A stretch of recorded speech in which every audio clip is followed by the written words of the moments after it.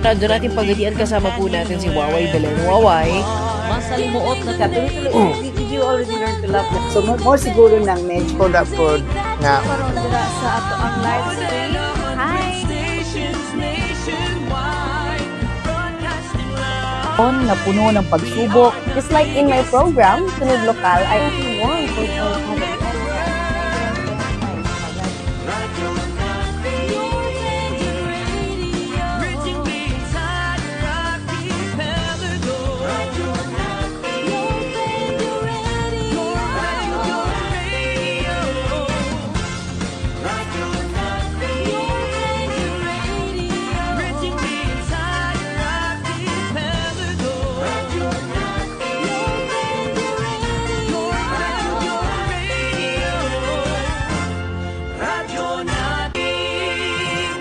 Your friendly neighborhood station, Radio Natin. Tunog na kilala, boss na kasama, araw-araw tayo'y magkakasama. Sa radyo natin bagayan. Sa radyo natin bagayan. Ang station mo, ang barkada mo.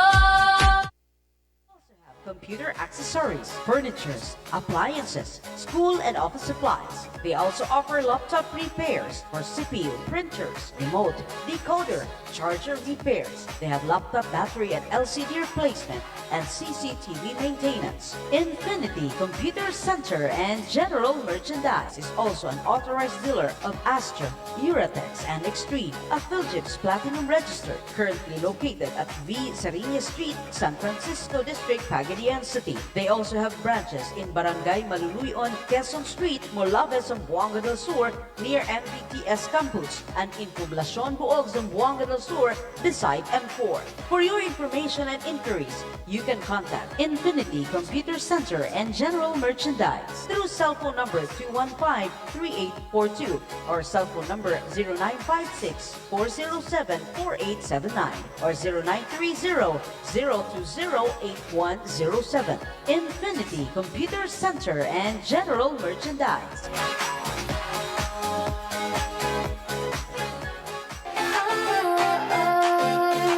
Busy sa trabaho? Kapoy na sa adlaw-adlaw nga lakaw? Ikutom ang pamilya pero wala na'y oras magluto? Ayaw ka balaka? Ipa-Dory mo na yan! Food delivery na. Pag-order pagkaon, groceries ug uban pa, tanan naa na sa usa ka app. Paspas, walay hasol ug ihatod diretso sa inyong balay o opisina. Maayong balita, ang Dory Delivery naa na sa Pagadian o Labangan. Download na ang Dory Delivery app karon. Available sa Google Play o App Store. Dory Delivery, paspas, kasaligan o makasiguro kang safety nga maabot sa imong tugkaran. Dory Delivery, tawa na. Dory lang ilangan at walang kahirap-hirap. Dory Delivery na.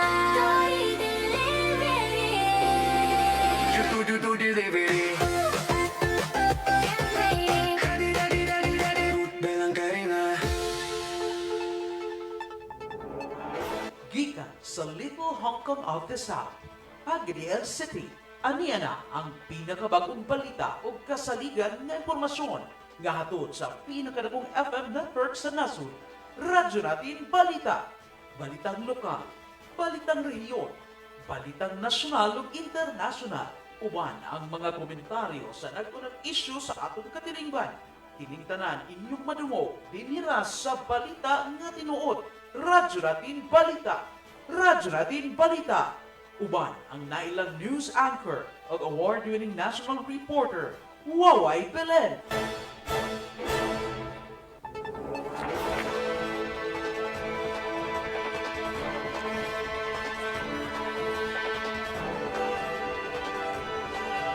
Mga ka-RN, kumustag maayong adlaw kaninyong tanan adlaw nga Lunes, ikaduhang adlaw sa bulan sa Marso tuig 2026. Kini inyong higala sa kahanginan Waway Belen, sumunod di sapaw may nako.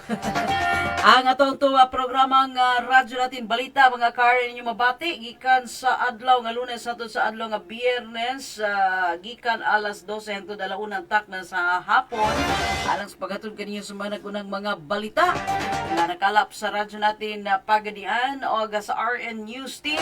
Kaya karon ang atong mga headlines sa tuang mga balita karong adlaw.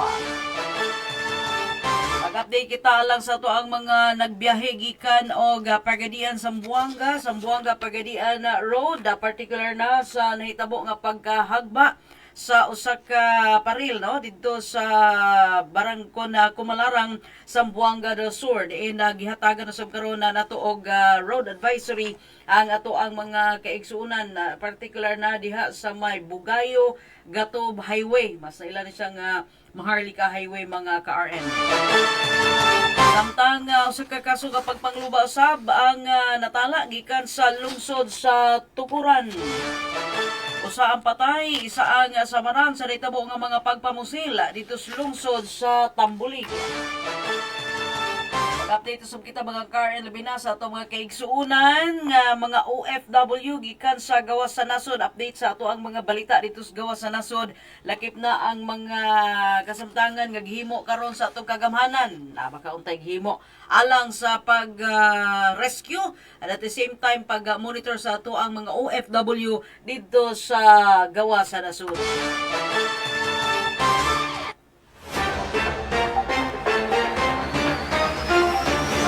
Atong oras sa mga ka-Aryan alas 12:24 atong tuluman naton kanatos may kabubuton sa Paloma Multimedia Services. Og iuban sa bang ato ang broadcast center inyong makita og makaplagan diri sa Barangay Tiwagan Sur, Dakbayan sa Pagadian. Ay karon nato ang mga detalye sa ato ang mga balita.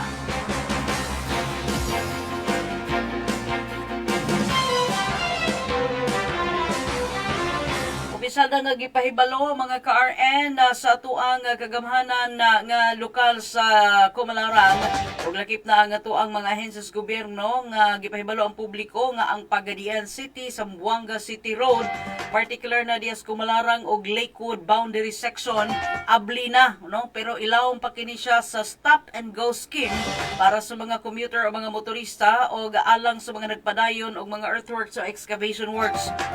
Mga alternatibo nga ruta nga pwede pag-agian sa mga light vehicles lang, no?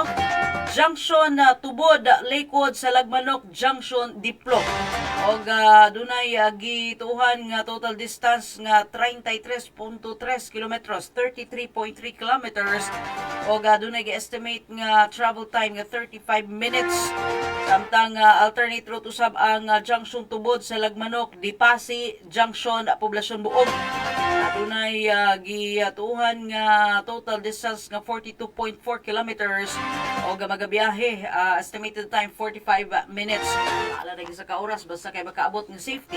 Ipahimang no tarang mga nagbiyahe, nagbagtas sa mao nga mga kadalan laban na sa mga heavy loaded trucks nga gitambagan nga dili usa mo gamit sa maong mga dalan panahon kusog nga pag-ulan, no? Rainy hours o palihog og sundod usab ang tanang mga traffic signs and advisories samtang nagpadayon ang maong proyekto.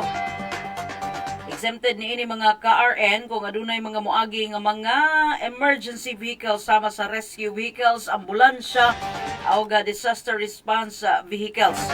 O giawhag ang pagsabot o ang kooperasyon sa ato ang mga biyahero. Samtang sa laing bahin dito sa Tukuran, Zamboanga del Sur, gumikan paspas nga pagresponde sa tuang mga personay sa Tukuran Municipal Police Station nakapugong sa dugang kadaot o dugang nga mga kagubot sa usa ka nahitabo nga kaso nga pagpangluba pasado alas 11 sa buntag ning adlaw nga kalabay di Purok Hayahay, Barangay San Antonio. Pasado alas 2 sa hapon nadawat sa kapulisan ang report kalabot na sa mga insidente nga naglambigit sa duha ka managsuon. Bisan pa man nga layo o lisod-sudlon ang mga lugar, walay signal sa komunikasyon o bati ang kahimtang sa dalan. Gilayon nga miadto ang mga otoridad sa mao nga dapit. Pag-abot sa atong mga kapulisan na nakita niini ang 59 anyos nga lalaki nga biktima nga wala nay kinabuhi og adunay samad sa pagluba. Ang suspect mitago og may barricade. Sa sulod sa ilahang nga balay hinungdan nga milungtad og 2 ka oras ang negosasyon sa kapulisan aron siyang mopahiwolos og surrender. Apan midumili ang suspect sa pagsurrender og kalit nga miatake sa mga pulis aron nga malikayan ang dugang kadaot o sa corresponding officer ang mipabuto sa iyang armas ug una nga naigo ang suspect sa paa. Bisan pa sa ihang kasama nagpadayon gihapon ang suspect sa pag-atake. Hinungdan nga napugos sa mga pulis sa pagpalupad pa og dugang mga bala aron nga man-neutralize sa kini maong suspect. Sumala pa sa Rural Health Unit sa Tukuran, ang suspect nakaangkor og samad pinusilan nga mahinungdan usab sa iyang kamatayon. Sa pagkakaroon ng Tukuran Municipal Police Station, nagpadayon sa masusig investigasyon sa maong insidente. Samtang ang Zamboanga do Sur Police Provincial Office nagpangimangno usab sa publiko nga ang due process of standard operating procedures hugot nga gisunod atol sa maong operasyon. Di man mo surrender, napo sila na ginoon, no? At muna usa sa mga nakaibaw ang tuang mga kapulisan sa ilahang proseso, no, sa pag-neutralize og mga insidente susama niya na mga KRN. Sa laing bahin, duha ka mga biktima ang nalambigit sa insidentes pagpamusil nga nahitabo pasado alas 8 sa gabi kagahapon adlaw dito sa Tambulig Boulevard, Dehas Barangay Kalulo. Ang unang biktima usa ka 26 anyos nga lalaki nga lumulupyo sa Pagadian City din gidala gayon sa Happy Valley Community Hospital apan gideklara nga patay pasado alas 9 na sa gabi. Ang ikaduhang biktima usa ka 17 anyos nga lalaki nga residente sa Tambulig nga nakaangkor og samad pinusilan sa duha ka tuhod o karon na padayon nga gitambalan sa maong balay tambalanan. Base sa inisyal nga investigasyon usa ka wa pa mailang nga suspect nga nagsulob og itom nga jacket ug short pants ang kalit nga ni pamusil sa maong duha ka biktima. Nawa pa kini midagan padong sa dapit sa suba. Hangtod sa pagkakaroon wala pa madakpi ang maong suspect.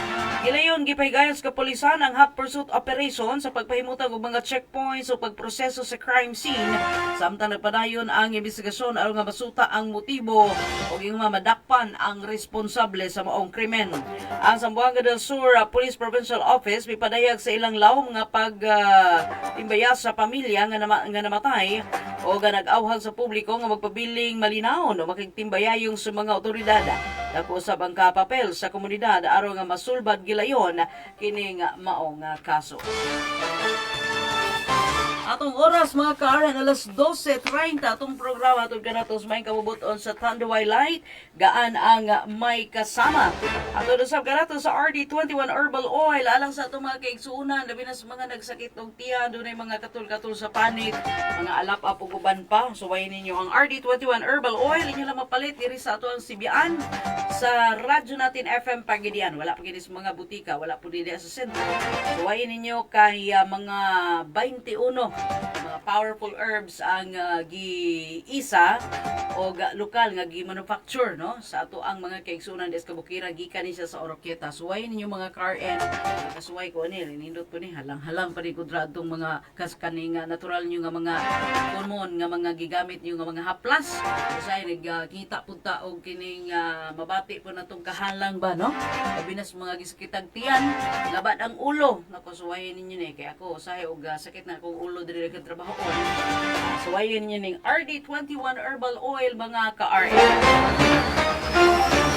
Samtang sa live by sa itong mga balita gikan sa kaulungan gipamatud-an ni US President Donald Trump nga namatay si Ali Khamenei, sa ka-supreme leader dito sa Iran human nga gipahigayon ang airstrike sa Amerika ug Israel niadtong adlong Sabado. Sa usa ka post sa Truth Social, gipatawag ni Trump si Khamenei nga usa sa mga pinaka-evil o dautan nga tao sa history. Sa pagkakaroon pa opisyal nga kumpirmasyon gikan sa mga otoridad sa Iran kalabot na sa giingong pagkamatay ni Khamenei. Bisan pa niini nag-report ang Iranian media nga namatay usab kuno ang anak nga babae, ang umagad og apo nga babae ni Khamenei.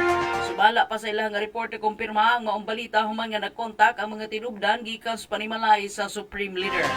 Himo ang pag-atake sa US ug Israel human na sa mga report na mapintas nga pagipahunong sa Iranian authorities ang dagkong protesta sa nasud. Din libo-libo ka mga tao ang na-report nga namatay.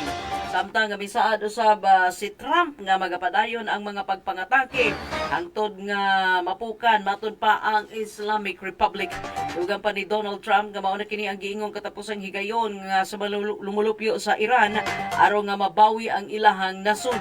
Human sa US sa Israel strike, mibalos ang Iran pinaagi sa sunod-sunod nga missile o drone attack sa nagkalain-laing bahin sa Middle East. Lakip na niini ang gitumong ang Dubai, Doha, Bahrain o Kuwait. Mga lugar nga adunay presensya sa US military bases o kaalyado sa United States. Adunay mga report matud pa sa pagbuto dito sa Kuwait, United Arab Emirates, lakip na ang Bahrain o Qatar.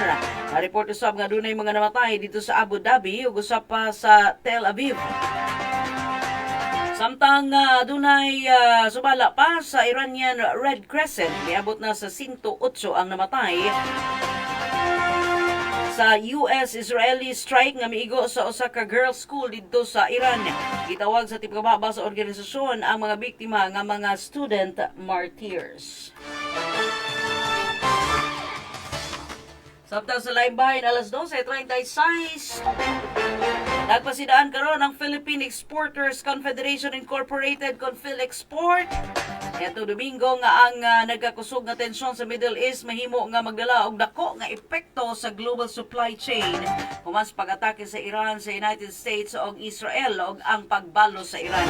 Sa mga pamahayag sa grupo giingon nga ang mga pag-atake ug pag-target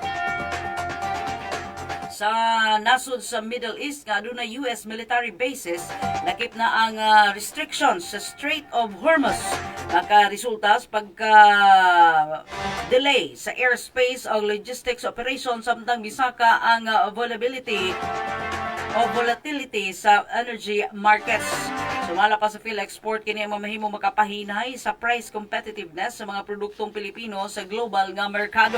Lakip sa mga sektor nga posibleng maapektuhan, paminaw mo kung magkabati gyud na di man ta apil sa gera, pero murag dako kay ning epekto sa ato ang ekonomiya. Lakip sa mga sektor nga posibleng maapektuhan ang pag-ayo ang electronics, ang garments, processed foods, lakip na ang sa furniture. Diin posible sila nga matubang sa mas taas mga shipping rates, insurance premiums ug mas dugay nga transit time kung mausab o ma-delay ang mga ruta sa transportasyon. Gidugang pas grupo nga mas hinay nga pagtubo sa ekonomiya ug mas taas nga gasto ang mahimong makaapekto sa dagan sa kalakalan sa tibuok kalibutan. Alang sa Pilipinas nga dako og giangkat nga lana ang pagsaka sa presyo sa krudo direktang magpasaka sa gasto sa produksyon, transportasyon ug logistics nga mahimo nga makaapekto sa lokal nga negosyo o sa mga consumers. Ligid na, tarawa pila ka adlaw gikan karon. Kaingon gyud ta mga ka-RN nga magkadugang na pud ni labad sa ulos mga Pilipino. Ang pangutana niini karon nabay gihimo ang atoang nasod. No? Kini ay dugang taho gikan sa kauluhan.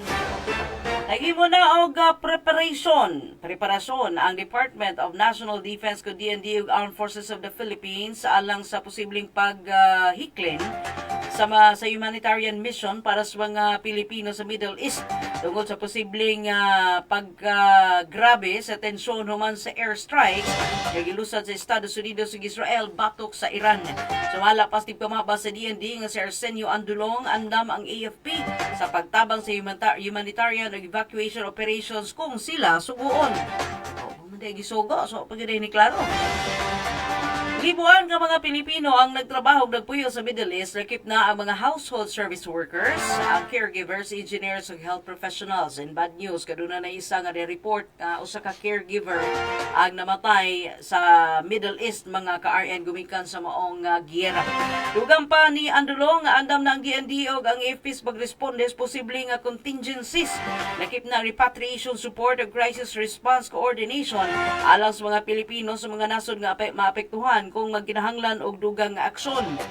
Ipasiugda usaba niya sa pagkakaroon nga wa pay direktang hulga sa Pilipinas ang maong gubot.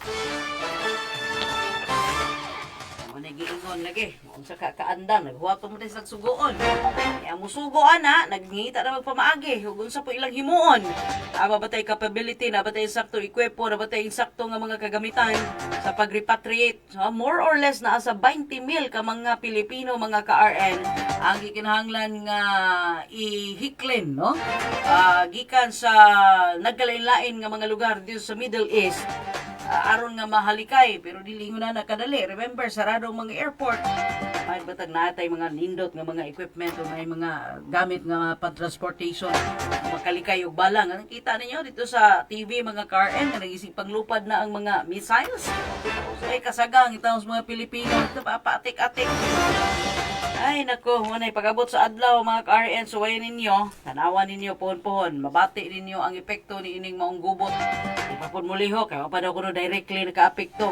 Ay ambot lang, no? Muna nagiingon, makadiswaya, makaluluoy ang Pilipino kung magpermanente ingunan ni mga ka-RN. Alas 12:38, hapit na nga dili makalabay ang pipila ka oil o gas shipping vessels sa Strait of Hormuz, usa sa labing importanteng agianan nga nagkonektar sa oil-rich nga Persian Gulf padulong sa open sea, samtang nga nagkakusog na ang tensyon sa rehiyon. Wala pa sa report gipakusgan sa Iran ang mga hulga batok sa mga barkong mulabay sa mao nga agianan. Hinungdan nga mukunhod o mikunhod pag-ayo ang lihok sa mga sakyanang pandagat. Base sa ship tracking data, pipila na lamang ka mga barko ang migawa sa waterway niadtong Domingo, wala nakita nga misulod nga nagpasabot sa posibleng paghunong ug paglikay sa uban pang shipping company sa mao nga ruta. Samtang nasayra usab sa usa ka gamay nga oil tanker ang giaksyonan o gisanksyonan sa United States tungod sa giingong pagtabang sa Iran sa pag-export og fuel. Ang maong tanker gi-report nga na target sa amihanang baybayon sa Oman apan wala pay klaro kung kinsa ang responsable sa maong pag-atake. Ang sitwasyon karon gipabantayan pag-ayo tungod sa posibleng epekto niini sa global oil supply o presyo sa enerhiya sa tibuok kalibutan. Giingon na maabot na gyud ang panahon kundi mulihok ang atong kagamhanan mga ka-RN gawas nga mabati nato ang grabing epekto sa gubat dito sa Middle East, labi na sa presyo sa ato ang mga gasolina. Mapunta na po di sa pagpataas sa presyo sa pritihan o niya mag-increase usab ang pipila ka mga basic commodities nato diri kay apektado man, no? Ang tanan nato nga mga lihok pang ekonomiya nagagamit og oil, no? Nagagamit og lana. Nga diin kita usa sa mga pinagkataas nga mga exporter og lana mga ka-RN og diin ining nahitabo karon sa US Israel strike batok sa Iran abot og kadusa ka ni mahuman. Tapo na lang gyud ta kanunay nga magapil-apil sakto gyud puto giingon sa una sa ato ang kanhing namunuan ni Tatay Digong. Di gyud sa musugot nga dunay US military base sa nasod. Pero murag na naman karon. Gika-balakan sa itong mga kaigsunan. At hopefully, kining mga panghitabo, wag yun tayo laing padulngan niini kung dili ang ato ang pagpangayo o giyag panalangin proteksyon ikan sa itong labaw nga mga makagagahon. Ginapon talamdagan sa ato ang mga kaigsuunan, no? Labi na no nga naa sa Kamara House of Representative nga busy kaayo pagpa-impeach sa usa ka tawo. Grabe gyud tagadugay na gyud kaayo niini nilang gibubuan sa ilang oras. Mas lagaw na huna mga kardan nga napay mas dagkong i-priority unta. Kapin pa 20 mil ka mga kaigsuunan natong nasa Middle East na nagkinahanglan silang tabang apan gumikan lagi sa hugaw politika. Hala, una sige impeachment yun. Ila na lang magod tayo adlaw. Gusto yun nila di sila ginahang sara, di man sila mapugos. Ay lang mabutar karong eleksyon pero mudaga na problema na gina niyo sa yung pagpapildi. Pero in a fair way o in a fair play para karon maabot nga 2028 elections. Kay karon wa tay panahon nga magkalas-kalas og oras ang atuwa dapat i-priority. Labi na sa ato ang mga naa karon sa ato ang House Committee on Justice. Ay Ginoo ko, tagay hustisya. Ang mga tao intong naa sa Middle East mga ka-RN nga wa na kay bawog asa punta. Putay laing gihimo, di putay capacitated, no? Makalunuoy kay itong mga kaigsuunang mga Pilipino. Tinuod lang sa report, lantawa ang pamaagi sa usa ka leader dito sa gawa sa nasod nga nakita niya nga daghang mga na-stranded nga mga tourist, no? Dito sa ilang nga lugar. Usa gihimo aron nga ma-safety o mababilin nga luwas ang ilahang nga mga bisita, of course, kay turista. Yadto sila sa maong nga lugar aron nga mobisita, at the same time ilang nga gidawat o nga nakatabang usab sila ekonomiya, ila pod gihatag ilang responsibility nga maprotektahan kini. Di labi na ining panahon sa kagubot, ang tanan nga mga nag-check-in sa nagkadaiya nga mga hotel gina-accommodate sa ato ang mga turista dito sa gawas sa nasod mga ka-RN.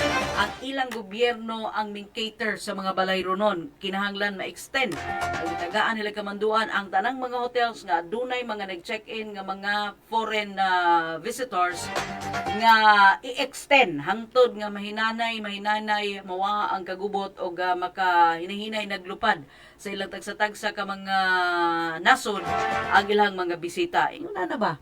Leadership nga adunay panghuna-huna, proteksyon alang sa ilang makaigsuunan. Dili kay mura na himurtan nag-vlogger, nagbuhat naman hinuon og kining video record niya pagkahuman gi-post sa Facebook. Pahibaw, lupig pa reporter. Pagsugod niya pahibaw, ilan rong ipadayon ang pagmonitor. Unsa klase nga monitor? Ikaw leader sa nasod, no? Nga makita nato nga ato ang mga kaigsuunang Pilipino dito sa gawas sa nasod anaas bingit sa kalisod o kapeligro. Igora kami ingon nga igora ko magmonitor. Unsay gamit sa atong gobyerno, no? Niining nga mga panahona diri ninyo masukod. Ug unsa gyud ka insakto ang inyong leader nga napili. Kalabay nga pinili ay nahinaot pa unta di na gyud pud mausab. Iutong na lang nato ni hangtod 2028. Nya ato gyud pong pangimangno sa ato makigsunan labi na diyan sa House Committee on Justice atong mga brothers and sisters nga mga congressman. Basta kalasa kaayo sa panwildos gobyerno mura dai ninyong trabaho os katawo ra yung target. Di maday ganahan di undangin ninyo na pag sige balik-balik og impeachment, ikaupat, ikalimang ang uban pagpila ka papel ang inyong gigastos diya. Tawag ko sabay epekto niini sa itong mga kaigsunan Pilipino. Sige mo gisgot regarding corruption. Opisina lang sa Vice President. Ang pangutana niini nakatiwas sa mo sa gihimo ninyong saad nga inyong gukuron ang mga na-involved sa mga flood control nga mga anomalya. O di ba wala hilom? Makita ni mo ba mga kabulustugan ni mga tawhanan ni oy mga klaro. Sige nga panghambog nga bisigara na to na ato ani silang pangprisuhon. Ra pay kadaghan. Makita man ninyo di ba hangtod karon ingon sila sa di pa maabot ang Pasko. Daghan nang musulod sa ilang napatay yung bugiro kay nilang cabinet secretary nga magsigil lang og pakita nga mo ni mga prisuhan sa mga kawatan. Pindot pa kayo aircon. Sakto pa kay bidings. Para pagkaon, ha? Isang kwarta ang gigamit diha, na buwis sa ato ang mga kaigsuunang mga Pilipino. Pero look at now, wa lang gihapon tay na dungog. Putso-putso na, kato na mga gisugo, bit-bit sa bag. Tiga, ilalang nga mga sulugoon. Pero lang tawa itong mga mastermind, nabay na tandog, wala pating mga yayag, padayon pa hinuog pagpangawat. Hangtod sa pagkakaroon, tinawatiman ninyo na may mga movements pagahimo ni ining mga panahon na labi na sa ato ang mga kaigsuunan nga kining naa diha sa taas nga mga posisyon sa gobyerno. Gamito ning mga nagkadaiya nga mga events na kining mga paghitabo. Na kung nga magkapagawas og kwarta sa gobyerno butlang may lag na ikatunga matarong mapunda sa insakto nga ilang gibubuan. Hopefully no maabdan ng tabog konsensya yung kining leader nga wag direksyon no why goal ba why kasing-kasing at the same time walay kalag nga naglantaw sa kaayuhan sa ato ang mga kaigsuunan. Iguro yun tao report Facebook pastang pa ita kaluluoy ang ato ang mga kaigsuunan. Anyway, alas 12:46 din sa atong programa ang Radyo Natin Balita. Ato ang gipahibaw day ay labi na dres pagadian og labangan oy kadtong mga di nakagawa sa ilang panimalay diha nya gigutom. Gusto na lamang magpa-deliver mga pinakadali nga mga pamaagi ba kapoy nagawas kay init mamlitin muriyapon pagpa-deliver na mo kay abli na ang Dory delivery diri sa Pagadian og sa Labangan nga area. Ang inyong himuon dali ra na kaayo kay high-tech naman kakarong panahon na no atos Google app sa inyong Google Play ablihin niyo ng Dory delivery nga app. I-install na ninyo diha na mo mag-contact Kay para ma-deliveran mo ya sa inyong tugkaran. Door-to-door delivery. Mga car and safety, fast and efficient. Alang sa ato ang mga food deliveries nga gusto ninyo, mga car and Pagadian and Labangan. Basin pohon sa inyong mga laing lugar diri sa Zamboanga del Sur. Makaabli po sila sa ato ang mga food delivery. Alas 12:47 din sa atong programa ang radyo natin balita hatod kanatos may kabubuto sa Tanduay Live. Gaan ang may kasama ingon man ang RD21 Herbal Oil kagamas 21 ka mga powerful nga mga herbs tinuod yun no. Nasuwayan gini sakit og tiyan sa kong anak ug sa akong kauban sa balay gipasuway na ko ning paghapla sa kining RD21 Herbal Oil.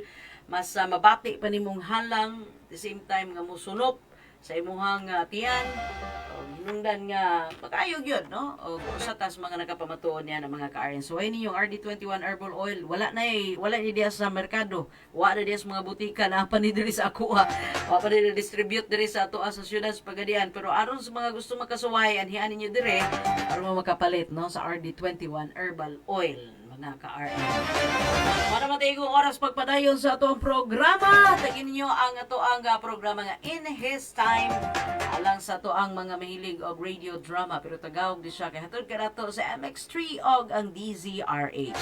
Musunod sab ang ato ang mga programa kauban ato mga DJs gikan sa radyo natin nationwide ang tugstugan og chillax time. Sa pangalan sa tibok pwersa sa radyo natin Pagadian kini na lamang inyong higala sa kahanginan. Waway Belen, daghang salamat sa iyong pagpaminaw. Maayong adlaw, Pagadian.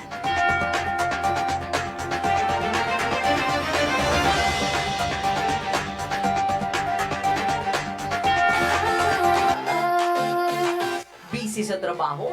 Kapoy na sa adlaw-adlaw nga lakaw? Igutom ang pamilya pero wala na'y oras magluto? Ayaw ka balaka? Ipa-Dory mo na yan! Food delivery na. Pag-order pagkaon, groceries ug uban pa, tanan naa na sa usa ka app. Paspas, walay hasol ug ihatod diretso sa inyong balay o opisina. Maayong balita, ang Dory Delivery naa na sa Pagadian ug Labangan. Download na ang Dory Delivery app karon. Available sa Google Play ug App Store. Dory Delivery, paspas, kasaligan ug makasiguro kang safety nga maabot sa imong tugkaran.